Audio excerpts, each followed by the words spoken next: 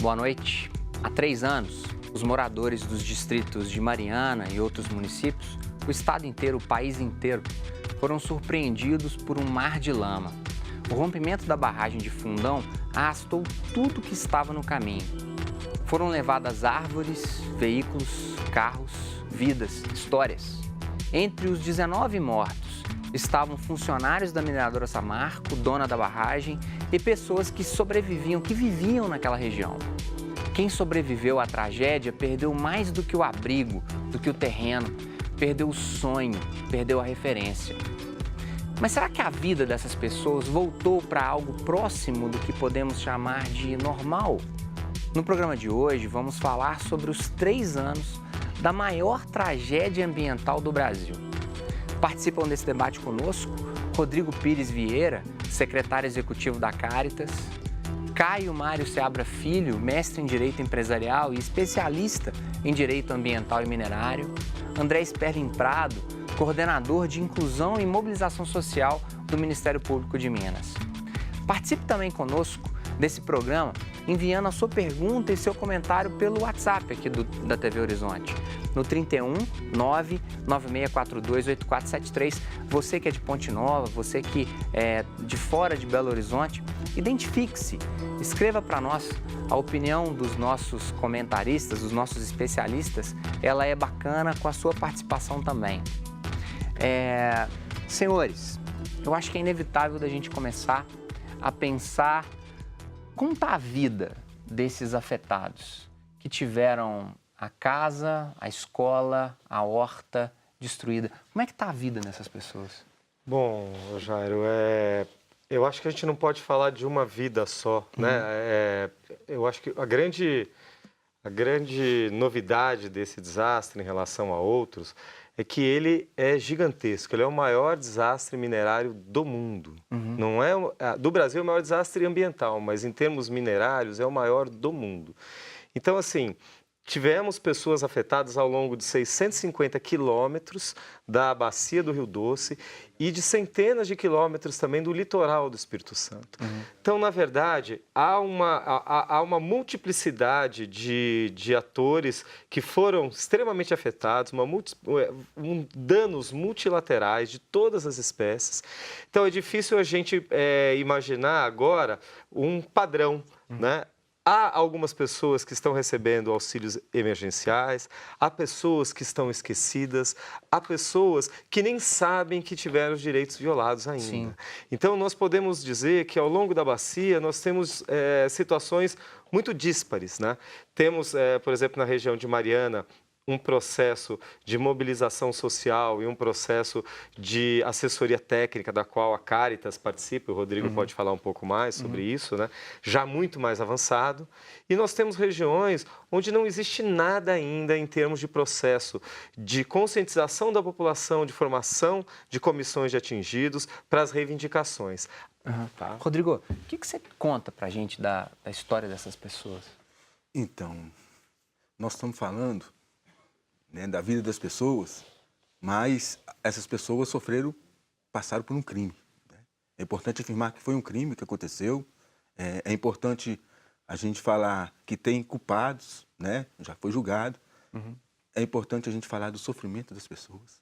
Além de ser crime, o povo está sofrendo muito. Sim. É importante a gente falar que são 3 anos, né? E aí, quando a gente falar da vida da pessoa nesses 3 anos, é muito difícil mesmo o que está acontecendo lá. Nós temos vários casos, vou falar de uns 3, 4 aqui, de violações de direito. Desde a questão do cartão, porque o que chegou até agora nessas famílias, né? Chegou um cartão, que é uma medida de mitigação, né? Uma medida paliativa. A pessoa não tem renda mais, agora ela tem um cartão de um salário mais 20% por pessoa da família. E elas têm o aluguel, estou falando de Mariana, né? E é isso que elas têm, né? Elas estão participando de reunião demais, é muito cansativo, elas têm que discutir o futuro delas, é muita coisa que a Renova tem prometido e não tem cumprido, né? Por exemplo, até hoje, gente, começou a azul do reassentamento de Bento. É isso que recomeçou 3 anos, o prazo era 2019, né? Agora jogou para 2020, ao sofrimento dessas pessoas. Sim. E quantas coisas foram faladas e não foram cumpridas, e quantas enganações, né, que estão sendo colocadas, né? Então, é crime, precisa, né, de ser julgado, cumprido, e nós precisamos ter misericórdia dessas pessoas, né? Eu sou da entidade cristã, que é a Caritas, eu acho que o sofrimento que essas pessoas estão passando exige a nossa misericórdia, o nosso amor, né? Acho que a igreja tem feito isso bastante lá no território, mas até agora, gente, o que se tem é 3 anos e nada. Você vai lá, desce lá para Valadares, 300 pessoas ficaram sem água. Sim. É muita gente. 300 mil pessoas, né? 300 mil. 300 mil. Falamos de uma atividade econômica importantíssima para o Estado, importantíssima para o país, importantíssima para o desenvolvimento. Precisamos de referências minerais para o carro ser produzido, empregos em série. Mas a gente está falando também de uma atividade que é muito danosa às pessoas, ao meio ambiente. Quando, André, o sujeito compra uma pequena porção de terra, ele não é dono do subsolo daquela terra, né? O subsolo ele pode ser considerado um bem comum. Então, se foi descoberto lá na sua terrinha, lá naquele cantinho lá que você encontrou lá um determinado minério, você pode ser desapropriado. Minha família mora aqui há 50 anos. Não, vai ser explorado, né? Como que o técnico observa esse sofrimento que o Rodrigo está contando para a gente? O técnico do direito, a pessoa que estudou isso. Boa noite, Jairo. A situação é a seguinte. Primeiro, só para a gente ajustar os termos, o dono da porção de terra, ele é proprietário sim do solo, mas do subsolo, a União é proprietária. Assim, o governo federal, vamos colocar nesses termos. E aí, a partir disso, a União concede, né, áreas para pesquisa e para, então, exploração mineral, posteriormente. Sofrer qualquer tipo de dano né, jamais é a previsão quando a União, então, concede ao minerador determinada porção de terras, vamos falar assim, para exploração mineral ou para pesquisa mineral. Longe disso. Tanto é que a gente existem vários mecanismos para coibir esse tipo de coisa, ao menos mitigar essa situação, medidas de controle ambiental e tal. Como isso é implantado? Isso é implantado através das licenças ambientais. Para você executar qualquer tipo de exploração mineral, você precisa de uma licença ambiental que você vai ter que apresentar estudos ambientais, dependendo do porte e do potencial do empreendimento, você tem especificidades, tamanhos de estudos, e a partir disso é possível, então, que seja concedida a licença ambiental ou não. Feito isso, nós temos, então, o empreendimento pronto. Vamos falar que está instalado. Então, acontece uma situação como a que aconteceu em Mariana, sim, é completamente cabível, é necessário o ressarcimento, né, de todos os danos que foram causados. Isso é fundamental. As medidas, né, a legislação e as normas regulamentadoras de toda a mineração têm evoluído nesse sentido. O governo federal tem tomado as providências em relação a isso. Por exemplo, o DNPM, hoje a Agência Nacional de Mineração, tem tomado as suas providências em relação à portaria 70389, por exemplo, que é uma delas que relata sobre a situação da Política Nacional de Segurança de Barragens e prevê uma série de exigências após o ocorrido. E, logicamente, endureceu, vamos falar assim, toda a dinâmica da política de barragem. Mas essas explicações, Rodrigo, assim, elas são válidas para esse sujeito que está sofrendo? Olha, o desastre que destruiu a sua casa, a partir de agora, gerou uma nova regra. O sujeito, ele está... Mas não gerou uma nova regra ainda, né? Eu acho que essa que é a questão, né?